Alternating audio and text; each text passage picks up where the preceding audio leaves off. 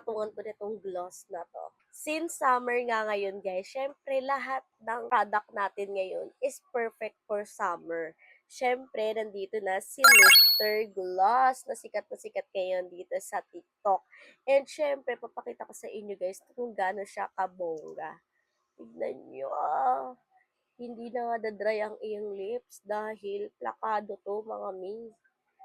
Oh,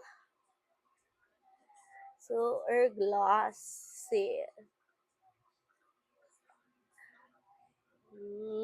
Ganyan. Ganyan ang atake niya mga mi. Ang ganda. And this is the application. Yan, pinapatong ko siya kasi guys sa medyo nude na lippy. Then, papatungan ko nitong gloss. Sobrang ganda, diba? Perfect ngayong summer. So, pwede nyo rin siyang ilagay ng lip liner lang. Then, ito na agad yung lip gloss.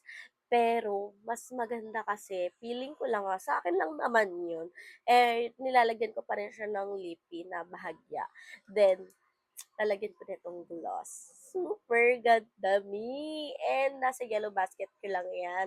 And, perfect yan ngayon dito. Kasi, tingnan nyo naman. Perfect pang LU. Abangan nyo yung mga discounts. I-check out nyo na yan sa aking yellow basket. Bye!